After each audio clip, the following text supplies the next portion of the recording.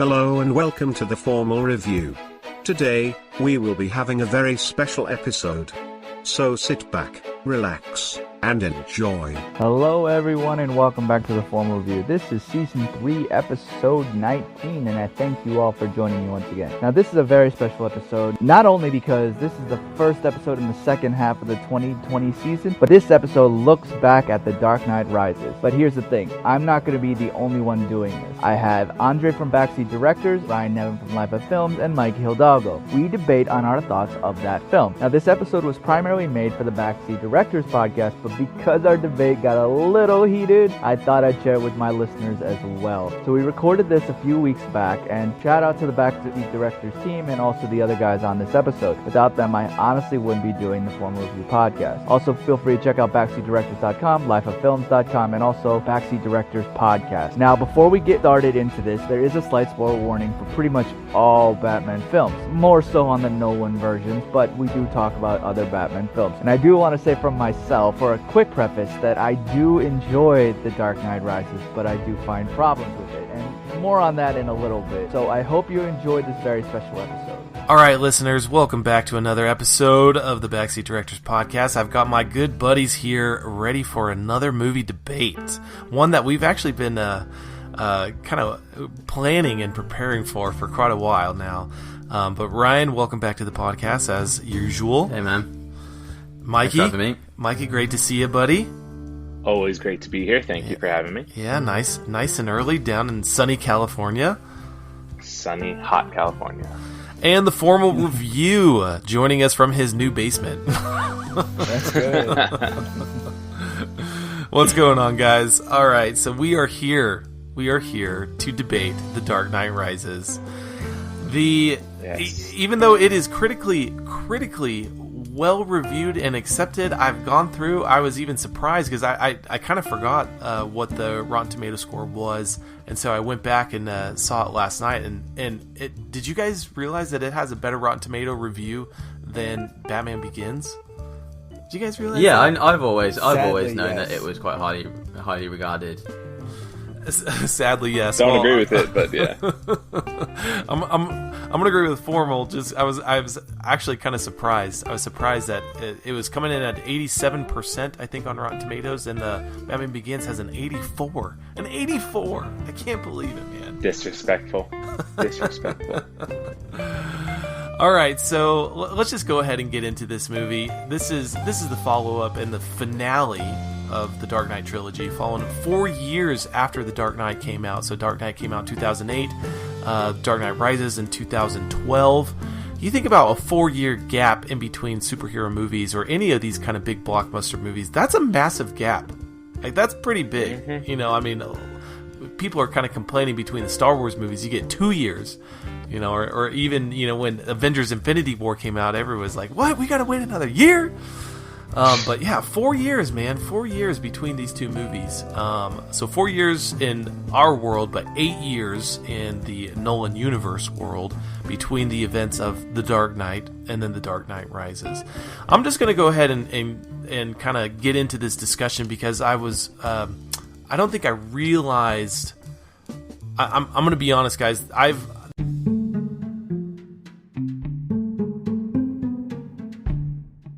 Voting isn't just going to the polls anymore on Election Day. Options like early voting, mail-in voting, and ballot drop boxes are available to more voters and are growing in popularity. How to Vote is a tool created by Democracy Works, and it breaks down the options your state offers by forecasting a ballot, empowering you to decide where and when to vote. Democracy works best when we all vote, but misinformation and confusion about election procedures have resulted in low voter turnout. How to Vote takes the guesswork out of the voting process. It is easy to use and helps folks from all over the country overcome many of the process barriers to voting. It is committed to helping you vote no matter what. You can use the How to Vote tool to sign up for election reminders, see what's on your ballot, get step-by-step assistance requesting your mail ballot, explore your options for returning your mail-in ballot, check your voter registration status, and find your local polling site and make sure that you have an appropriate ID to bring with you. Decide when and where you'll vote this year at howto.vote.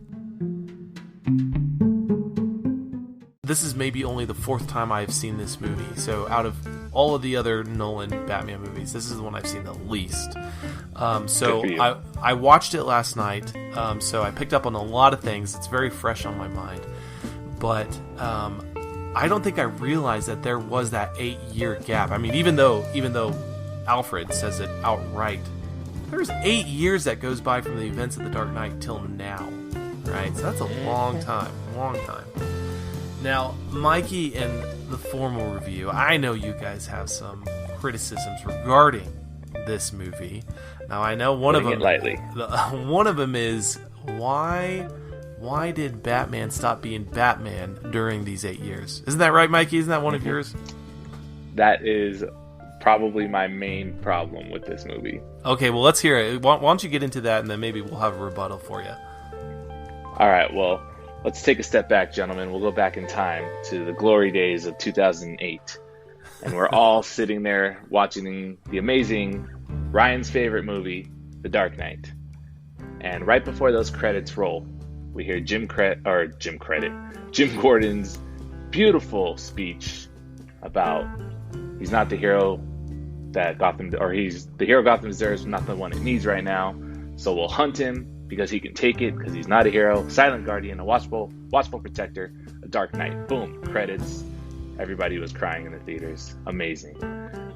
That speech to me set up a movie that would be a Batman that's fighting not only crime, but having to fight against a city and police that hate him for doing what he knows, for being Batman, for that kind of like the real kind of vigilante. Because during The Dark Knight, people have accepted him.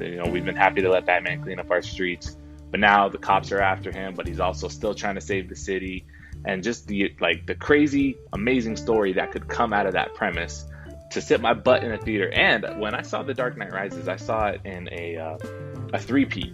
And this was back when movies came out at midnight. So I think we started at 4 or 5 p.m., watched Batman Begins, and then The Dark Knight, and then The Dark Knight Rises premiered at midnight. And, the opening scene, there's no Batman. It's been 8 years, and he's grown just the grossest, scraggliest, mopey beard. And he's given up on the city. He's not even Bruce Wayne anymore. He's given up on his company. This is the protector of Gotham City, and he's given up all crime. I know they try to throw the wrench in there to say, oh well, all those villains went away with the Harvey Dent Act. There's really no more crime. There's no one else that Batman can help. No child's parents are in danger anymore in Gotham. It's just a perfect city, and Batman's no longer needed. Hogwash. I hate it. It's stupid. It's out of character. It makes no sense for Batman. Okay. Rebuttal, I dare you. Now, formal, before Ryan and I get into this, do you want to add anything to that criticism? This being Mikey's main criticism of The Dark Knight Rises. I guess the portrayal of Batman as not being Batman. Yeah, I think that, well, and this is kind of a problem with, honestly, all of the, not entirely, but a lot of the live action versions of Batman is that it's not Batman, from the comic point of view, and it's not the character that is Batman. It's movies that essentially have Batman in them. Okay. Well, let's stick with Mikey's version of the criticism. Mikey's is about consistency. Mikey's is about consistency of film, not his consistency off screen, I think.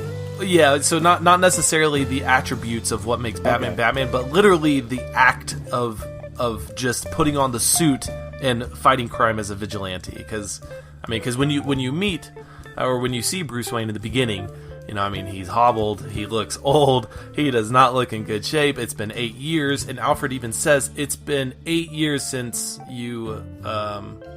What is it? It's it's been 8 years since you put on the cape and cowl. So he hasn't even put on the suit in this time. What's his name? John Blake is this night 8 years ago, the last confirmed sighting of the Batman. So he's been gone for 8 years. Yes.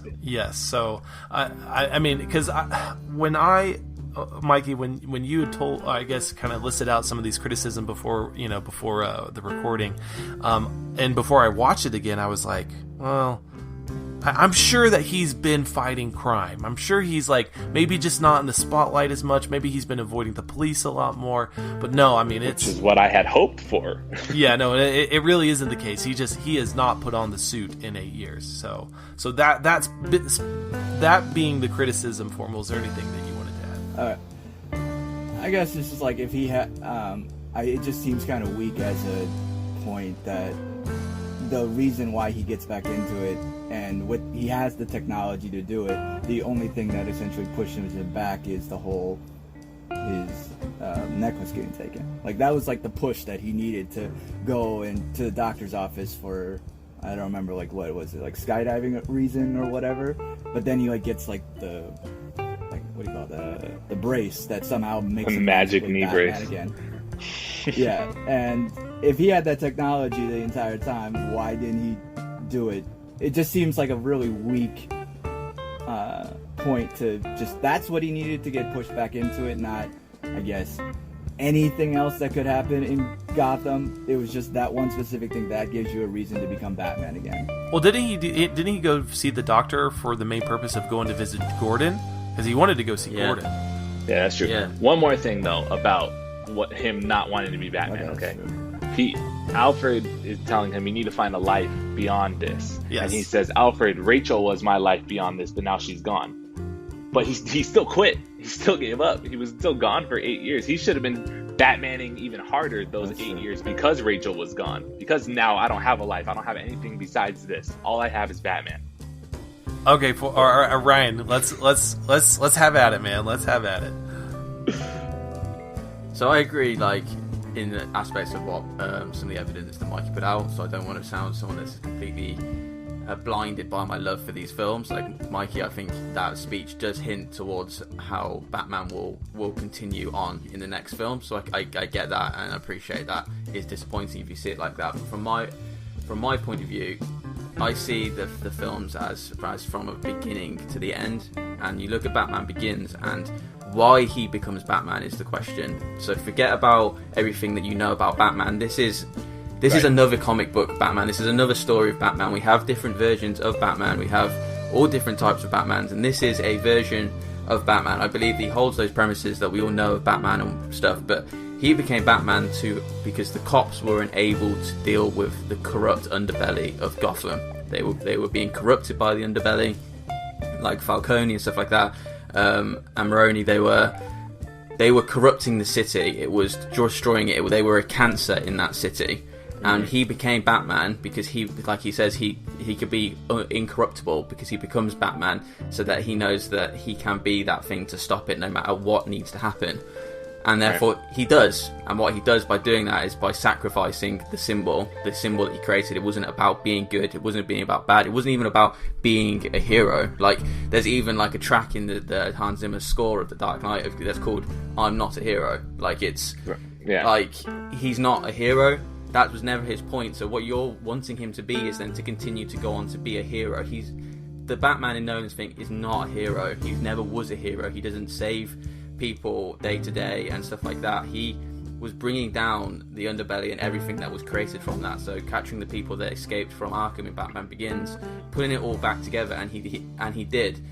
But it was under false pretense that all happened, and that's why it got back and it got leaked, and Bane leaked it because it was all under false pretense. It wasn't the right way about doing it, and therefore for me that's how I see it. So I get that real Batman that we know from the comics and the cartoons he's a hero. He does day-to-day stuff, but Christopher Nolan's Batman was not a hero. He's not a superhero, and that's what I love about it so much, and that's why that final scene in The Dark Knight tells you that. It's why one of my favourite scenes of all time, because it's a different take on a comic book character. He is not a hero. He's not your day-to-day hero, and he did what he set out to do, which was to become incorruptible and a symbol to be able to do what needs to be done to get the underbelly of Gotham gone. And he did it, but he did it the wrong way. And that's what The Dark Knight Rises is about, is him actually doing it the right way by inspiring, not lying, not essentially being what he was trying to stop. He started lying and stuff like that, and it was built under a false foundation, where The Dark Knight Rises for me ends up becoming a real authentic foundation, and that's why I like that film, because it rights his wrongs. So that's my take on why he wasn't this hero carrying on being Batman in the dark and all that stuff, and we didn't get to see him be what you guys want to see, which would have been really cool. It's just it's not Nolan's Batman. That's why, and that's for me. That's my point of view. So I'd be let me just say this, Mike, and I'll let you have the final word on your own criticism. But I would be lying too if I'd say that I wasn't a little disappointed when I really did fully understand that Batman has not put on the cape and cowl for 8 years. It was kind of jarring to hear that. You know, and just like you said, Mikey, just because of how the end of The Dark Knight ended in the speech from Gordon, I mean, your assumption is that he will continue. But I guess within the context, though, of what we knew from what was set up in The Dark Knight, Bruce was already working toward hanging up the cape and cowl, and he was going to do it for Rachel. So we already know within that storyline, he was ready and willing to do it in that movie 8 years ago. And so if the events of The Dark Knight were really able to accomplish what him and Gordon had set out to accomplish and to rid Gotham of the crime, I mean, even Blake says it himself. He says, you know, we're only good for what did he say? Like handing out parking tickets or something like that. Something really like mundane, really minuscule stuff. Yeah. And, you know, and that essentially just kind of alluding to. And the congressman says, you know, oh well, the mayor's going to get rid of Gordon, you know, because you know he's a war hero. Yeah, he's like, yeah, exactly. We're in peacetime now, you know, and so Gotham is experiencing this incredible, you know, an unprecedented time of peace.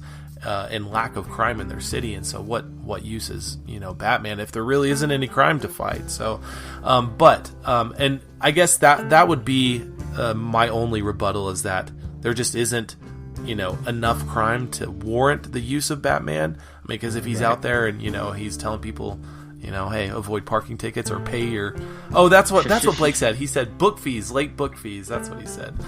And also, do you think that if he's out saving people, then people will start thinking, hold on a minute, this was the guy that was supposed to have killed loads of people and killed Harvey Dent, and now he's still out just... And people know that it's Batman saving people, these people just miraculously being saved by... You know what I mean? Like, do you not think that would counter why he sacrificed? He was supposed to look like the bad guy. If he then continues then to be the good guy, it will counter everything that he's supposed to look like, the bad guy. That's the whole point. Yeah, all right, Mikey, go ahead, man. Go ahead. And a good point. No. I just... The fact that he didn't just give up being Batman, he also gave up being Bruce Wayne. He stays in, you know, one side of Wayne Manor, and Wayne Enterprises is falling apart. They're not funding, like, the boys' homes anymore, and, like, help save the city that way. Like, do you not care about this city anymore? Like, what was he going to do when he gave up being Batman with Rachel? Just be like, okay, never mind, and... You know, my parents' company that he fought to save in Batman Begins, fought to get back his parents' company.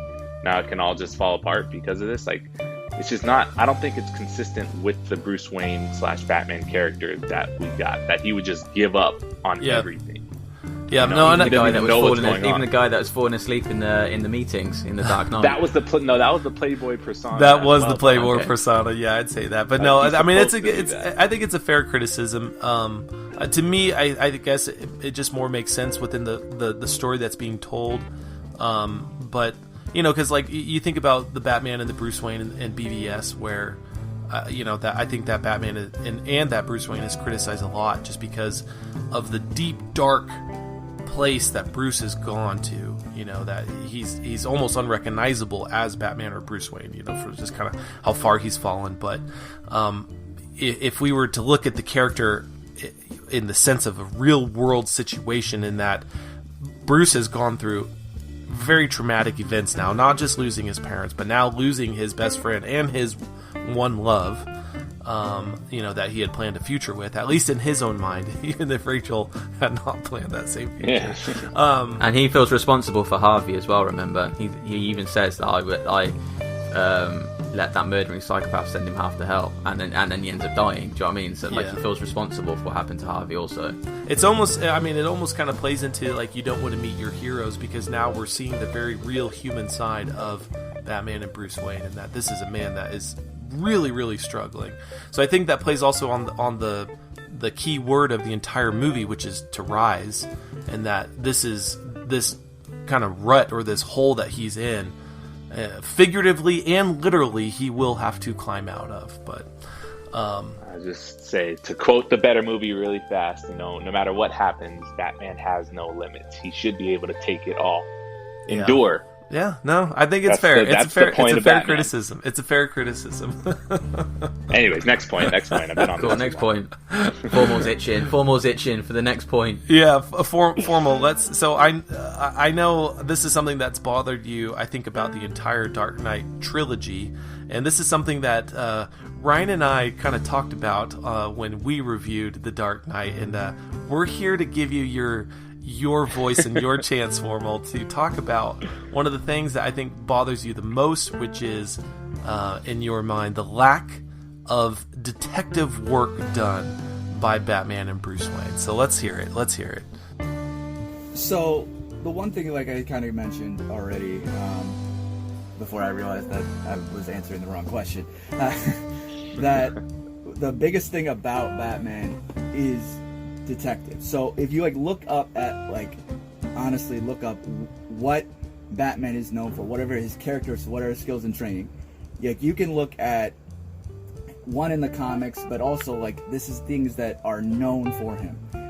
He relies on, and this has been kind of cited as actual definition of Batman, is he's for his own scientific knowledge, detective skills, and athletic prowess.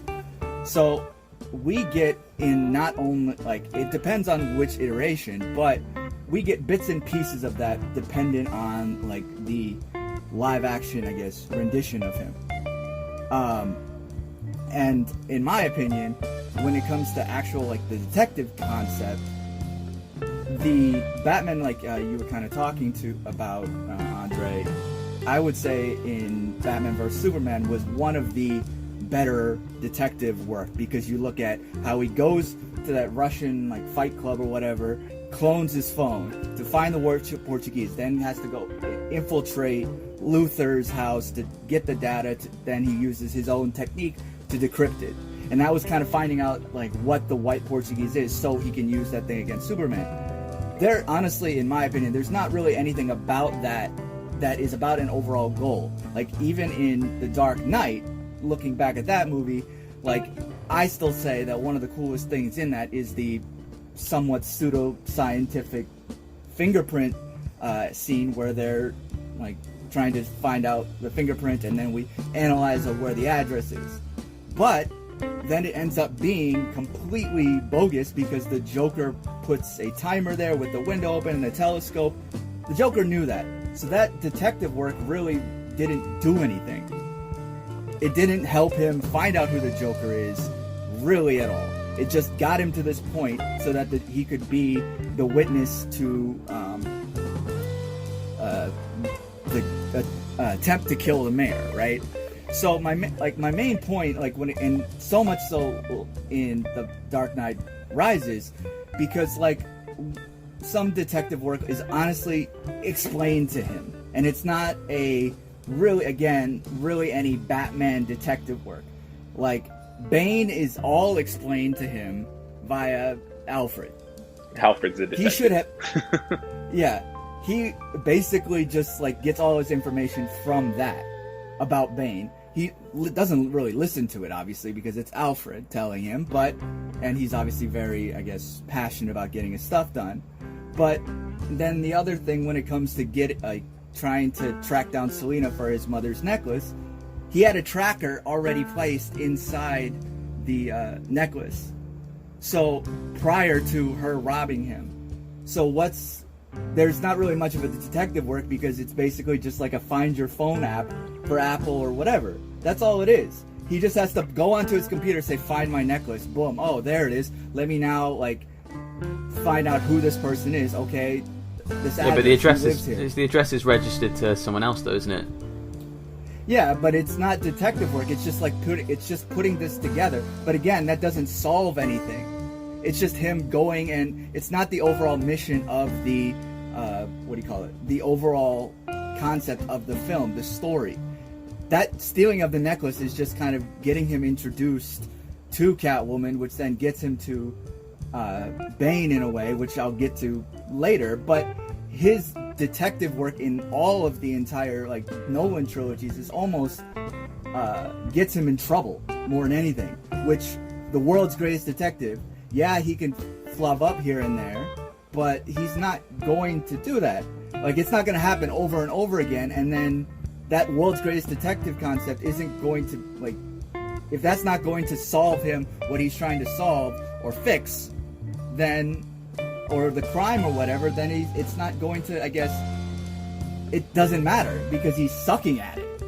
He's, like, it's not helping him, he's just doing it for the story. It's not being done in a way of, I guess, just, it's just doing it just for the hell of it. He's not doing it to figure out like who Bane is or who Joker is or to stop the Joker. In all honesty, like he just does it to find the location, but that doesn't do anything. Like it's not like he stops the Joker at the end of Dark Knight from his work.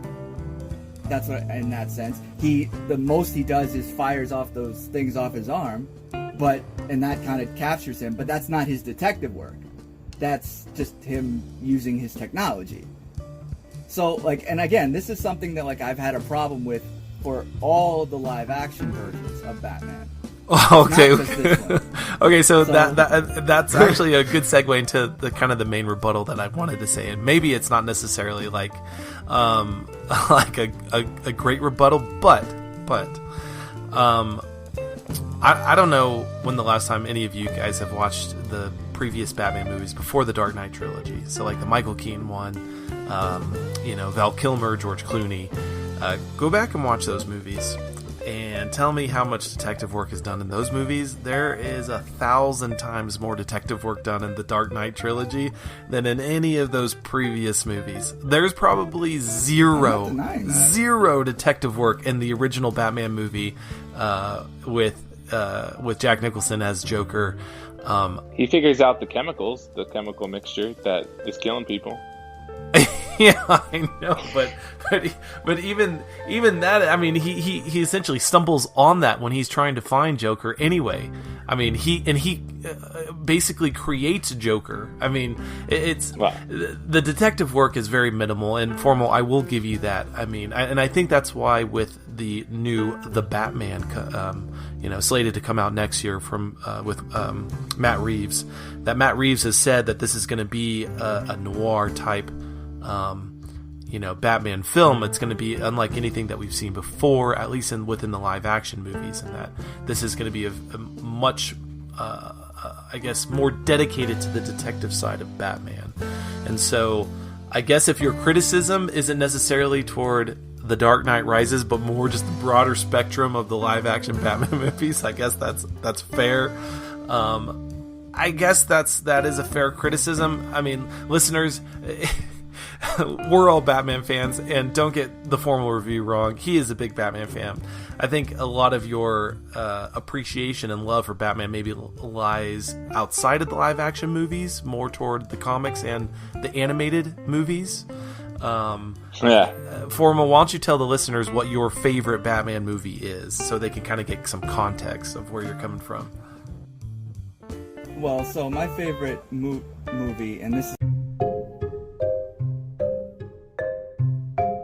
Even though this is a presidential election, there are many more candidates on the ballot not named Joe Biden or Donald Trump. Go to Ballot Ready for a nonpartisan guide to your entire ballot. From there, you can compare candidates based on stances on issues, biography, or endorsements, and then save your choices to use when you vote by mail or in the voting booth. You can even request your absentee ballot or make a plan to vote early on election day. As with all elections, this really matters. Make sure you have a plan to vote and you vote informed. This year, with changes to polling places and vote by mail laws as a result of the COVID-19 pandemic, it's more important than ever to have a plan to vote. Local elected officials affect our lives every single day. They decide who to prosecute, monitor the quality of our drinking water, and choose the leadership of our schools. 30% of voters take the time to vote and then leave some part of their ballot blank. This is a missed opportunity to choose the leaders of our communities and our country. It's okay if you're unfamiliar with some of your more local positions, so go to ballotready.org and enter your address to make a plan to vote and vote informed.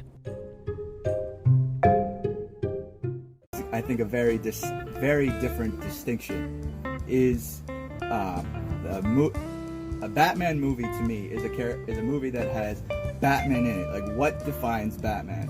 And to me, that is Mask of the Phantasm. I think that to me is the best Batman movie. In comparison to a lot of the other ones, they're movies with Batman in it. And it's not a Batman movie. And I think it's a very distinct difference. Because you can have, like Rai mentioned, different iterations of the character, and that's fine. And you can have bits and pieces that are Batman, bits and pieces that aren't. But when you actually look at something that is 100% Batman, Mask of the Phantasm has that. I'm not trying to, like, say that from a movie perspective that, like, for example, The Dark Knight is great. I love that movie, and I do love the Nolan movies. I think Mikey hates The Dark Knight Rises more than I do. He does. But I do recognize that The Dark Knight Rises is the weakest of the three, but I do see some positive aspects to it. But when it comes to the film that is the truest Batman character iteration and the fullest of what what Batman represents, it is Mask of the Phantasm. But again, from a movie making perspective, Dark Knight is definitely a superior made movie. It's just not a better Batman movie. Okay, Ryan, let's hear your rebuttal on the detective aspects of The Dark Knight Rises. So I think what everything Foremost has said there is, like, it's fair enough because it's a personal kind of checkbox for him of what makes Batman. Like, so I believe there is detective work, and Andre made a very good point of, if you look at those other previous films, it's very clear how that there is detective work compared to those previous films. He does do stuff, whether the result is different or it's not the best and not what you want. That I find fair enough. My only kind of thing that I'd like to kind of say really is it's kind of, I look at films very, very differently, and how I see comic book movies isn't about what it is that they do. It's essentially why they do it. So that's why we like Superman. A lot of people get angry with Superman because mostly people know Superman as being kind of what he does, the saving the cat out of the tree, being all very happy and stuff like that, where with like the Man of Steel, it's about why he is Superman, why he becomes Superman, and that's similar with the Nolan things. There's lots of different things that I feel that he ticks off, like Batman hides in the shadows and does a lot of stuff like that. In Batman Begins, he does detective work, he has great technology, etc. And I think he tries to cover off as much as possible to really get that whole broad scope of Batman. But I think his main focus is what drives Batman to be Batman. And my kind of rebuttal is a little bit like your equivalent is kind of saying, I don't like the Spider-Man films because there isn't enough web swing in it. Where really, like, for me, I didn't like the new Homecoming Spider-Man films because there is no Uncle Ben and his whole with great power comes great responsibility theme in those films. It's really more focused about what Spider-Man does more than why he does it. And your argument there is a little bit, they don't hold him in such high regard because he's not doing what I want him to do as much, where really the why behind he does everything, I think, is Batman down to a T. He does everything why Batman would want, like, that drives Batman to be Batman. So for me, that's how I see it, and I think there's a lot of people that want to see certain aspects, and that's fine. Like, that's why a lot of people don't like the Snyder Superman, because he doesn't do what Superman does, other than just maybe fly and stuff like that, but the core characteristics of what Superman is. But I believe that Zack Snyder gets the Man of Steel right because of what drives Superman to be Superman, and I think Nolan gets Batman right because he gets what drives Batman to be Batman. Like, and that's for me. So I understand that maybe it doesn't have the aspects as much as you would like for it to feel like a Batman film to you, but I feel he gets the characteristics right on what drives Batman to be Batman, and that's enough for me. Okay, now hold on, Formal. Hold on. I know you're chomping at the bit right now, but I guess, Ryan, and to play the devil's advocate, you would agree though that the detective nature of Batman maybe isn't fully represented within the Dark Knight trilogy. You're just saying it doesn't necessarily hinder. Or for me, I think it is. If we are really basing it on that, for me, I think it is. You say he just uses technology, but he doesn't. He implements that sonar technology himself. He even says that he does it. He implements it into all of his phones, and then uses the voice recognition to find where the Joker's hold. He tells the cops, because the cops who Gordon is a detective couldn't find himself. He tells them where they all are, and then uses that sonar technology that he's put in to work out the villains from the Doctors and to find out where Joker is and plan his whole plan around that. Okay, like, so wait, well, that's from the Dark work. Knight. What about the Dark Knight Rises?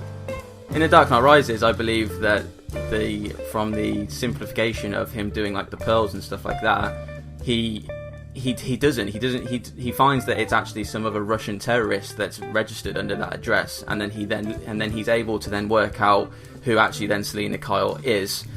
Like, it's not just a find phone, because she actually diverts him off somewhere else, and then he's able to then use different methods to be able to actually work out from that. Like, for me, it's not a detective film, but it does cover off the detective part of Batman and moves on to the other aspects. If you want a detective from beginning to end, that's fine. That's a different film, and we might get that what's naming. But to say that you don't see Batman be a detective, like, and show his abilities of how clever he is to be detective, I don't feel is completely accurate, because he does do that. And I think watering it down to say that he's just done a Find My Phone, he doesn't, because when he does just do a Find My Phone, it shows a completely different person that lives there. And then and I don't know about you, but if I did that and someone robbed my phone and it come out and that actually wasn't the person that robbed my phone, I'd be pretty stuck. So you're able then to find, then actually it's Selena Kyle and she's done this, X, Y, and Z, and she's not actually even after the pearls, she's after my fingerprints to work out not only where the pearls have gone, who's stolen the pearls, but that she didn't actually even want the pearls. She's actually after his fingerprints, and now leads him on to finding out why he needs the fingerprints. For me,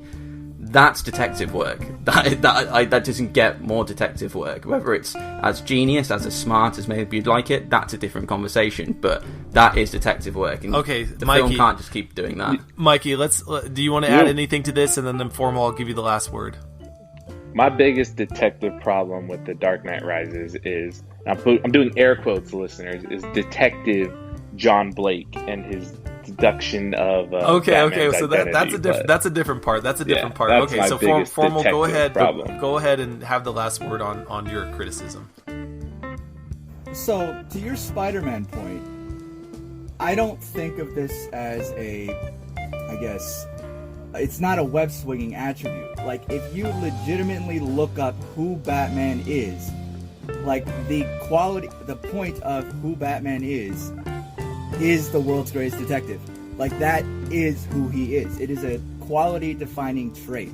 Like, that is specifically Batman. That's not just a... you don't think the Spider-Man's trait is... He's called Webhead. He's literally the web slinger. Like, his enemies call him Webhead. He's a spider. You don't think that his trait... No, but the only thing that, like, essentially defines who Batman is and how he goes down this path is the death of his parents. So arguably, based on that, and comparing it to the Uncle Ben point, the only thing that a Batman film, and again, similar to Mikey using quotes, that needs to be a Batman film, as long as you have the death of his parents and you have him in a Batman costume, it's Batman. And that's not the fact here. It is a point of who Batman is. He is the world's greatest detective. That is one of the key points and key qualities that makes Batman. It's not about what he does in the movie. This is something he has to be extremely intelligent about.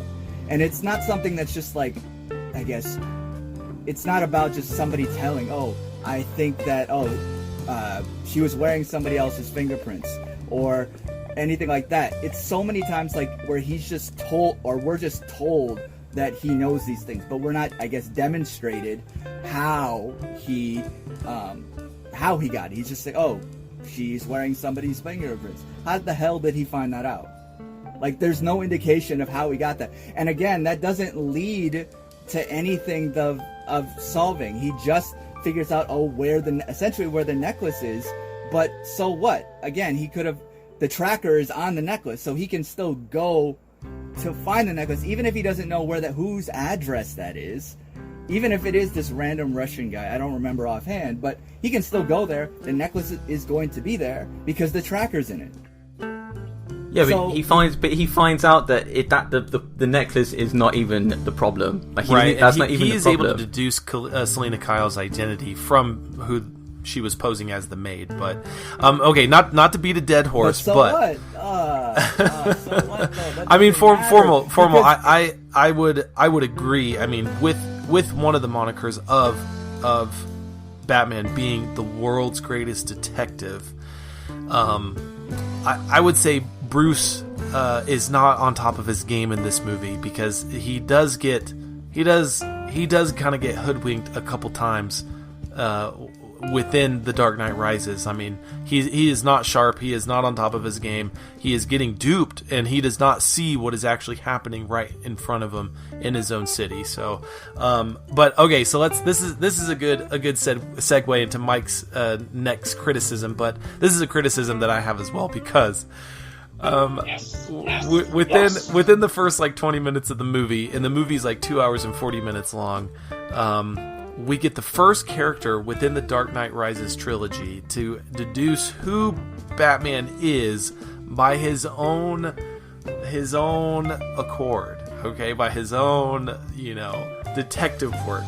Now that is Detective Blake, Joseph Gordon-Levitt's character, which when it happens, it does seem very convenient, and and it kind of comes out of nowhere. And the story that he tells on how he was able to discover Batman's identity, basically from the same type of shared trauma that they have, and saying, I'm able to see people that wear, kind of that disguise on the outside to hide the trauma within.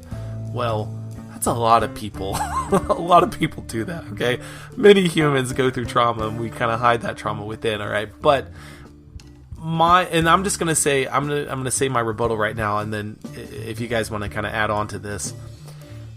Knowing at the end of the film, and for anyone who hasn't seen the film, I hope you've seen it, because why the heck are you listening to this podcast right now? But when you discover that this is Robin, I mean, this is the boy wonder. This is Batman's sidekick.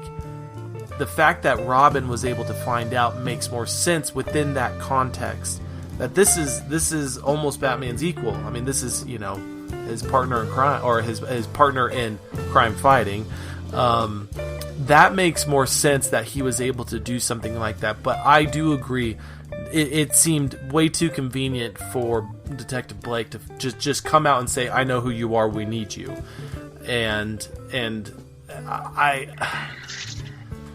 I wish there would have been a different backstory as to how he was able to find that out. Just the fact that they have kind of a similar shared trauma, that they're both orphans, like I did not enjoy that part of how he was able to find out. I don't mind that he was able to find out, but how he was able to find out definitely seemed just too convenient. So, Mikey, Formal, do you guys have anything else to say on that? And Brian, if that's a criticism of yours as well, please do share. But Mikey, why don't you go first? Oh yes, sir. I'm glad you brought up Robin, Andre. His legal name, right?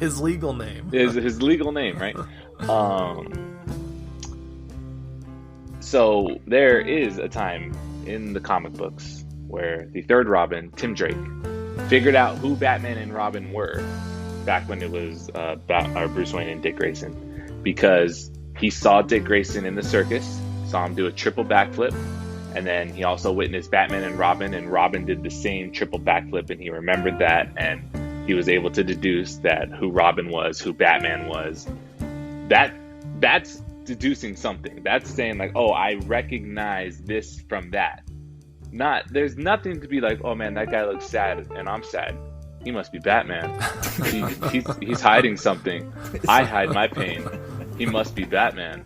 Like, that's like, he's like, oh yeah, and I get it, like the kid saying like, oh yeah, like Batman drives around in a big fancy car.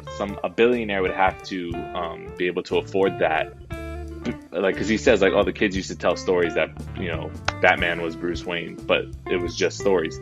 But the fact that he believed it so much because of a look on his face that he would go, obviously he's right because convenient storytelling, but he would go there and tell him that, oh, I'm gonna get a arrest warrant for Harvey Dent's murder because I know that Bruce Wayne is Batman. I know it so much based on a look on someone's face that, oh, you're hiding something. And it's just so convenient. I mean, there could have been anything. He could have stumbled upon something, actually do from the last point, some detective work, find something that leads him to Bruce Wayne somehow. But just to say that, like, oh, I know that look because it's the same look I taught myself, and you're Batman, damn it. That's Ryan, what do you have to say, it's man? so What is dumb. this? Is this something that's ever bothered you? I think, yeah, no, it hasn't really bothered me. I think in the grand scheme of things, like you point out, like I agree that it's kind of is a bit weak. I just think I tried to look at it. Okay, well, what are the alternatives? I wouldn't. One, he's not being Batman, so we can't really catch him out unless he sneaks into there. Two, would you want him to kind of catch him? You know what I mean, the hero, like the person who's supposed to be the best. Would you really want him to kind of Batman to slip up enough for him to have worked it out, like physically?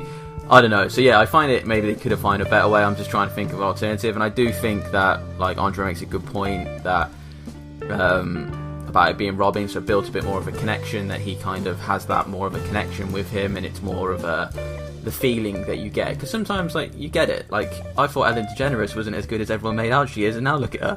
Like I have no evidence. Dang, shots fired. Keeping it current. That's hilarious. And so, I don't know, That maybe is like funny. I think like he doesn't kind of out him. He just kind of like.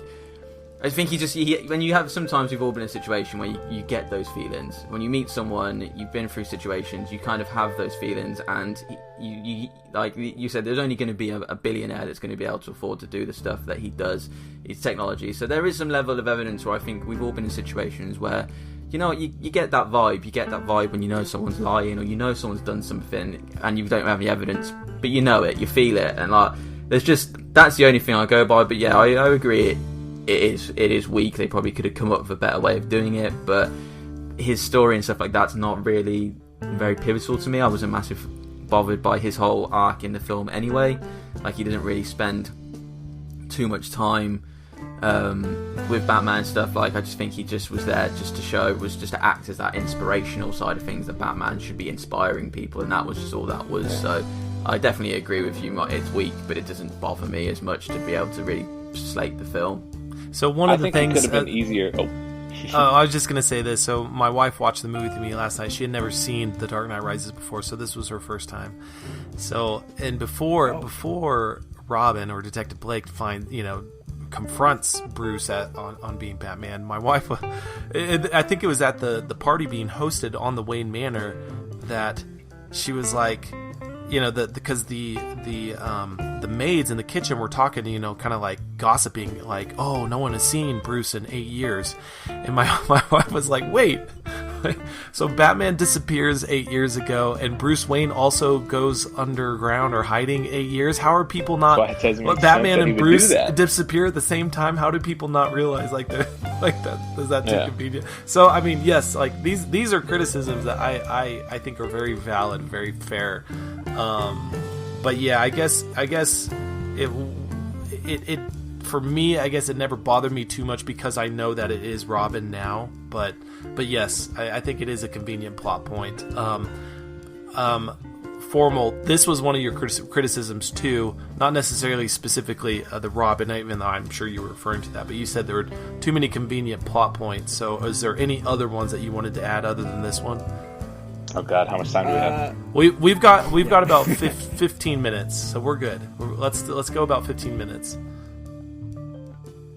Okay, so one of the I guess there's two kind of big ones that kind of go with like I think the Talia or Miranda Tate and Bane storyline, because I think like there's just a lot of coincidences that kind of show up in the sense of, okay,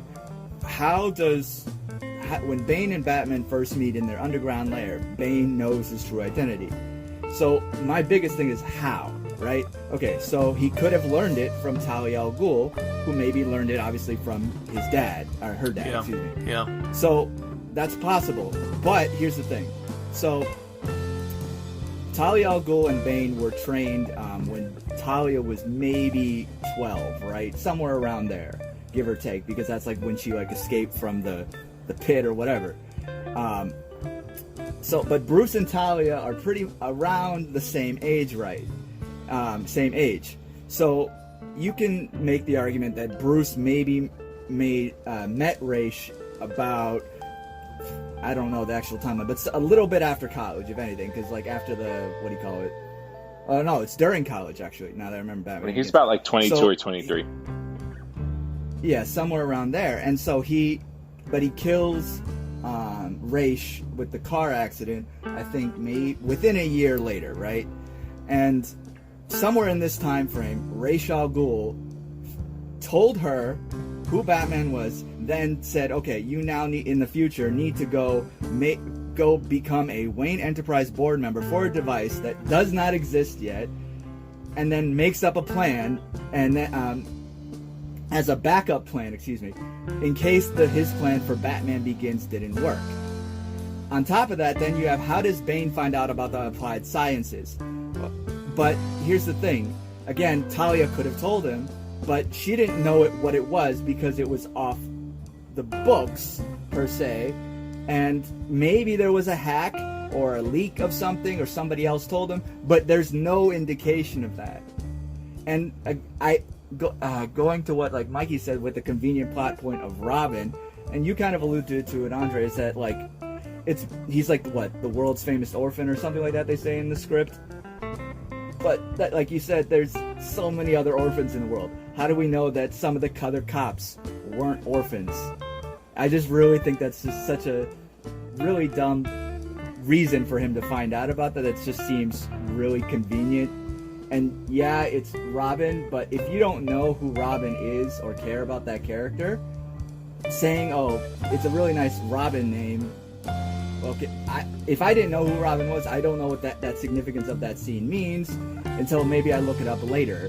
But I don't know, like, I think like that's one of my biggest criticisms of this movie, is just a bunch of really convenient things that just happen. So, and Ryan, you can go ahead after me, but I just wanted to say this about Miranda Tate, or Talia. Her backstory kind of confused me until I watched the movie again last night, and that from my understanding, and you guys can correct me if I'm wrong, I never assumed that her involvement with Wayne Enterprises went as far back as Batman Begins. I just assumed that within the context of Bruce and Batman disappearing 8 years ago, Bruce is no longer really involved with Wayne Enterprises, and so he doesn't really even know that they're losing massive amounts of money. And so how would he know if a new board member has come on within the span of these 8 years that he's been gone? So that's how I understood it, within that Miranda's taking advantage of Batman and Bruce Wayne disappearing and her infiltrating within these 8 years that he's not really involved, so he wouldn't even know that she's there. And so no, he knew about her, Andre, because they built that bomb, that energy resource. They built that together, and then when the doctor published a way to make it into a nuclear bomb, then Bruce pulled the plug and was like, "We're just gonna leave it alone." But they started that project together. He knew who she was. Okay. All right. Well. All right, Ryan. What do you have? Except in no.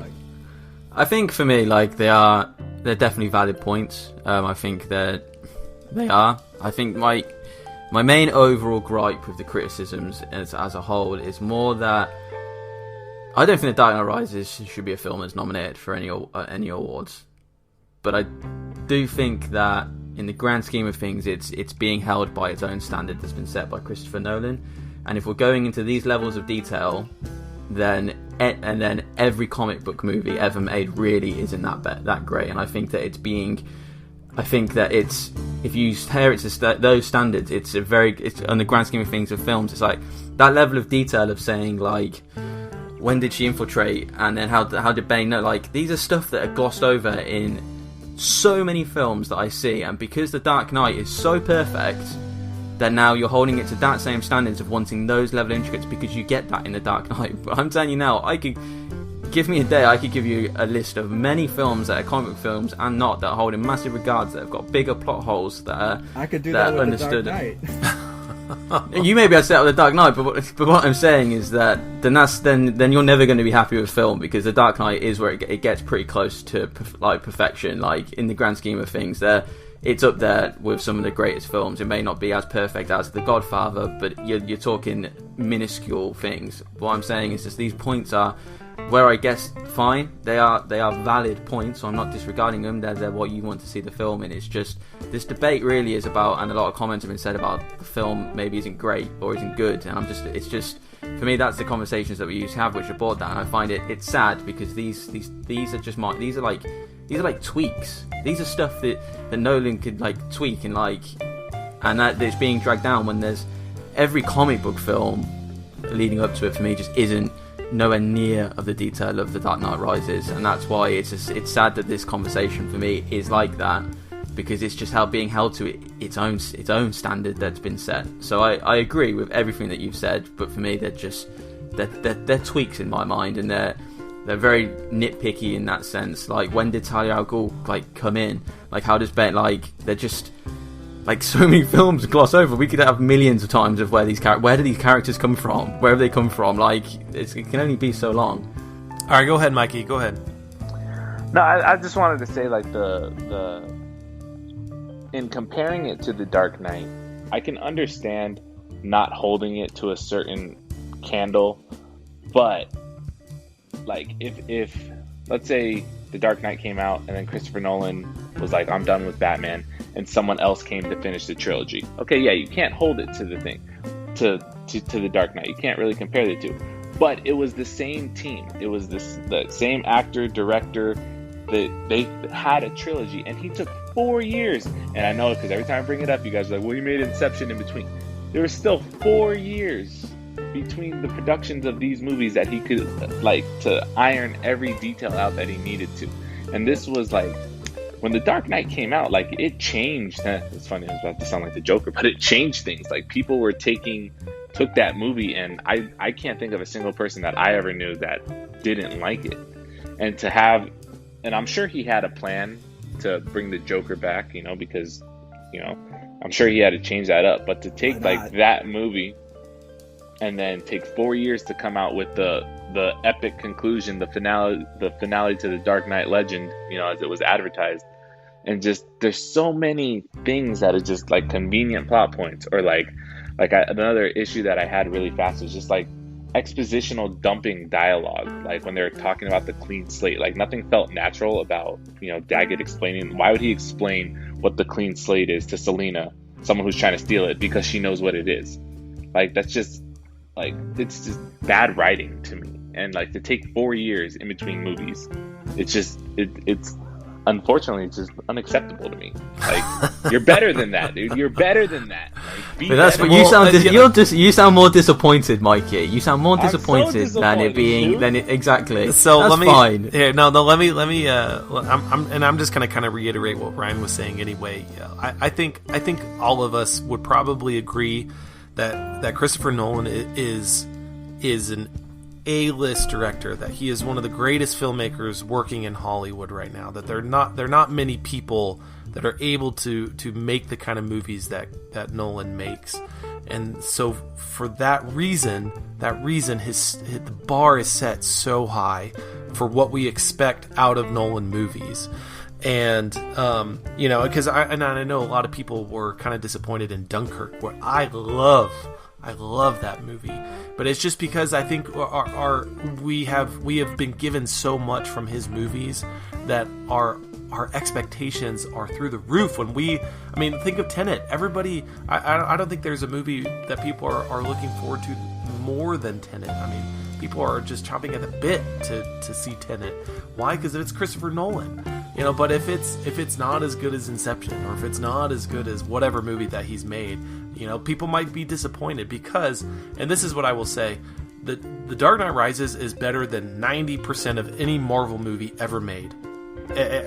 Easily. There are not many Marvel movies that are better than The Dark Knight Rises. And I know, Ryan, you've said this before, if The Dark Knight Rises was the first in, of the Nolan trilogy to come out, and that was kind of what was set as the precedent instead of Batman Begins, I think people would have still loved it, absolutely loved it. And so Formal, I know you want to say, let's hear what you have to say, and then this is what we're going to go out on, since I kind of got to wrap things up. Formal, you give your remarks, and then we're going to each say what I guess maybe some of the things that we enjoy the most about the movie, and then we'll end. Okay, go ahead, Formal. Okay, so quickly, I'll be fast.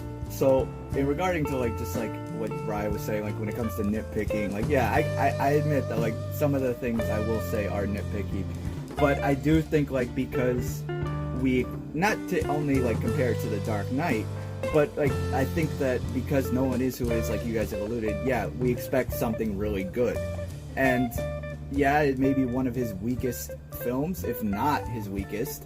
Pretty sure Mikey's definitely on the latter of those two. But I think that, like, similar to what Mikey said, I think, like, when you have such a trilogy that is been so good, and then that you come out with The Dark Knight Rises, I think it becomes just kind of comparable, honestly, to some of the average, and by average, I mean somewhat still decent, because going into my final thoughts of the movie, is that I still like this movie from a movie perspective. In the sense of it's just, yeah, it's very well made. It's Nolan. Like, there are some really cool, like, action shots and stuff like that. But I think that, for me, like, looking at this film, like, I compare it, honestly, to the rest of the just his, if you're going to compare it to the rest of his Batman, because I think you can compare that, compare the films within that for Nolan, I guess, ability. Because, like, yeah, I don't think, like you said, kind of, you can't, like, always compare a film to like Inception versus this. I mean, obviously one is 100% better, but I think like when you compare they're two obviously very different things. But Nolan's technique throughout the Batman's trilogy should be, I think, from the writing to the direction and everything, should be like relatively the same. But The Dark Knight Rises isn't. It is definitely lower. And I have to 100% disagree with that there are Marvel movies or MCU movies that aren't at this level. Yeah, there's some really cool, like, from a technical standpoint, like the IMAX stuff, some of the Marvel films don't have that. But I will say, and obviously some of the actors, depending on how you view the films, aren't as good as the people in this film. Yeah, those pieces I will admit are better here. But from just the overall story aspect, I mean, it's not the best. And that's why, like, those nitpicks come up, because there's so many other things that bother you. Start looking at those things a little bit more, and they become giving more significance. And like I said, I can look at The Dark Knight and I can pinpoint problems with that. Like, I can nitpick that movie, but we don't doubt your ability to do that, Formal. Yeah. But my point in bringing that up is that the rest of the movie is so good that I can look kind of past that and still love the movie. Whereas this, the problems are, I guess, more obvious of what this movie is, so it makes this nitpicks, I guess, more significant into overall affecting the story. But yeah, so like going into it, like I said already, my quick just thoughts is I think that the acting is still pretty good. Like Michael Caine's like stuff is still top notch.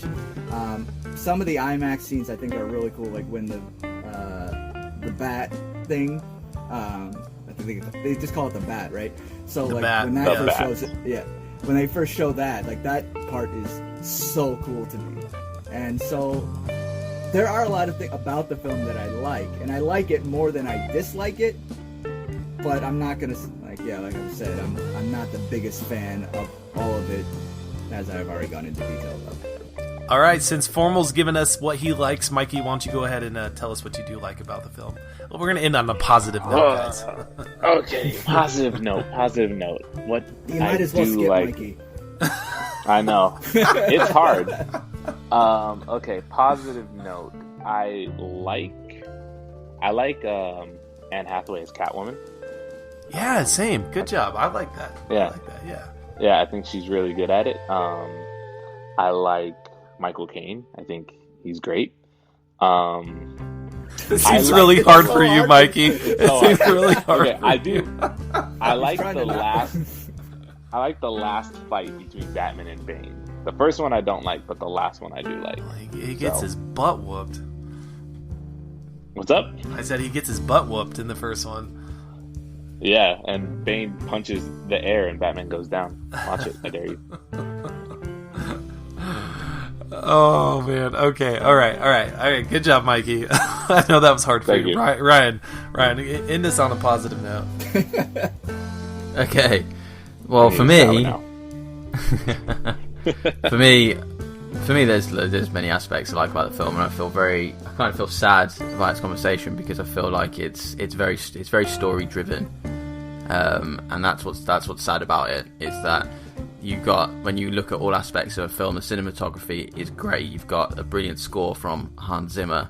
You've got great actors portraying brilliant scenes. The scene between Michael Caine and Bruce when Michael Caine leaves him, when Alfred leaves. Ooh, that scene is I do one of like the that. most, That's a good scene. and when Batman dies and he's crying at the thing, so you felt these are some of those motive scenes you get in the whole trilogy.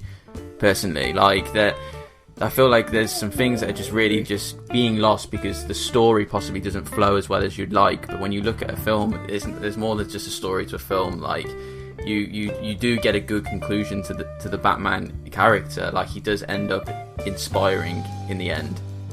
Is Andre frozen? No. Keep going. Oh, You was Keep going. mesmerized. Keep going. oh, he's okay. Yeah, like you.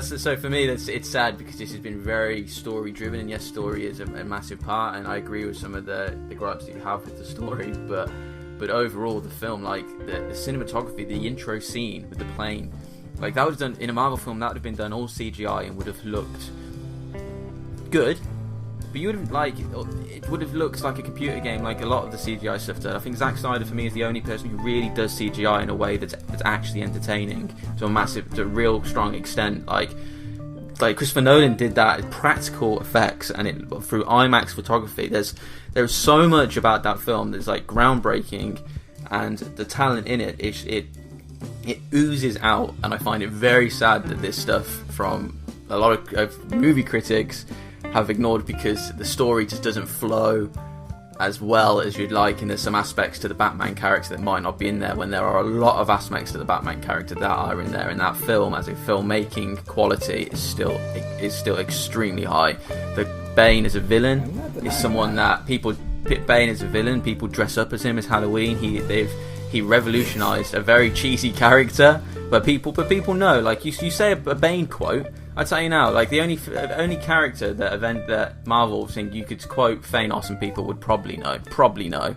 But you could quote, I'd tell you now, I could go and quote a Bane line to anyone on the street and they'd probably most likely go, that's Bane. That's the sign of a good character creation, of someone that is extremely cheesy from the comic books as well. Like they created something very good like that, especially following the fact that they had to follow that from the Joker. There's so many aspects to it that I enjoy, and I felt it's a shame that those things that are getting discounted because of the story not flowing that way. But they are my positives, and I think they are really massive parts to a film. So there are two things that I want to say about what I noticed last night watching the movie that I didn't really notice before, and maybe these were glaringly obvious to anyone else who are fans of these movies, but I love the cyclical nature of the story of Batman throughout the entire trilogy, and that where Batman begins, literally, for Bruce in the movie Batman Begins, when he falls in the well and his dad comes down and saves him and says, why did we fall? And he is metaphorically and physically in the same type of situation again in The Dark Knight Rises. I forget the name of the prison, Bane's prison essentially, where his dad is no longer there, and now it's up to him to get himself out of this hole or this well. I mean, in the way that it's even designed, it looks like a well, like the well that he fell in. I think being that detailed in the story and showing that Bruce is having to overcome these things again, he's having to face these same things again, but now he has the strength to do it himself. I think that is awesome. I noticed that. And then the last thing, I love what each of the villains in each of the movies has brought and challenged Bruce, because they are all different in very unique ways. In that, in Batman Begins, you have Scarecrow, who he infects the mind, and so he is challenging the mind of Bruce. Joker, he is challenging the heart and soul of Bruce, and what Joker presents to Batman. And then you have Bane, who is the physical imposing presence, unlike any of the other people that he's ever, had to deal with. So now you are dealing with the body of Batman. So you have mind, heart, soul, body. It encompasses everything that is about to, take on Batman. And those are the things that I think are so well thought out and so well planned within the storytelling of the entire trilogy, that I don't know. I really enjoy how much detail was given within the context of the entire trilogy. And yes, there are a lot of kind of annoying issues within The Dark Knight Rises. I will give you that, but from a filmmaking perspective and the production level of The Dark Knight Rises, it is still a very good movie. Very good movie. But all right, gentlemen, this has been a lot of fun. Listeners, we hope you've enjoyed today's episode. I'm going to let each of these gentlemen tell you how you guys can reach out to them or follow them online. Formal, why don't you go first and let the listeners know how they can reach out to you? So you can reach out to me on Facebook, Twitter, Instagram. It's at The Formal Review. You can check out, I do movie reviews, monthly history reviews, and also some trailer reactions. For pretty much, I try to do 5 a week. So you can go check that out. That's usually on Twitter and Instagram, Facebook, not so much, but that's how you can get in touch with me if you disagree or want to confront me about my views of this movie or the entire Batman live action movies in whole, or anything. Just let me know. I'm always willing to hear an opposing opinion. All right, the wrong opinion. Ryan, go ahead. As always, guys, it's Ryan from lifeoffilms.com. You want to get in touch, all my details and stuff on there, and enjoy. And Mikey? Instagram and Twitter at Mikey Hildalgo, MikeyHidalgo. Come fight me about this movie. All right, you guys heard him. Go out and follow them. Oh, and Formal, you have a podcast, so if you guys want to listen to his podcast as well, that's The Formal Review. Just look it up on iTunes or Podbean, and I know you're on a bunch of other places as well. But okay, everyone, thanks so much. We hope you enjoyed today's episode, and we'll catch you guys next time. The Backseat Directors theme song is Let's Go to the Movies by Ozo Motley. You can find the album Ozo Motley Presents Ozo Kids and all of their other music on iTunes. The Backseat Directors podcast is available to download on Apple Podcasts, Google Play, Stitcher, Podbean, and most other podcast platforms. Join the conversation online and follow Backseat Directors on Instagram, Twitter, and Facebook. So what did you all think? On what side of the spectrum do you hold this film? Hit me up. Let me know. Formal Review is on Twitter, Instagram, and Facebook. The URL is all the same. It's at The Formal Review. Feel free to also check out backseatdirectors.com, where I write with a big team movie reviews and also other editorial articles. Again, that's backseatdirectors.com. Please also subscribe to the podcast on your favorite service. It is on Spotify, Google, and Apple Podcasts, Podbean, and really, honestly, anywhere you can find podcasts. Also, I'm always wanting to grow and improve, so feel free to leave a review on your favorite service. I see the numbers, and I do this for you all, and I want to keep it entertaining. I really appreciate everyone supporting me by listening and talking about movies with me online. For those who have contributed financially, I really thank you for supporting me in that way. For those who want to financially contribute, please go to anchor.fm/the-formal-review and click support this podcast. And I thank you very much in advance, and any donation is appreciated. Thank you all for tuning in once again, and until next time, well, I won't say it's in movies, but be safe, wash your hands, and take care, everyone. Thanks for tuning in to this episode of The Formal Review. We hope you'll join us again.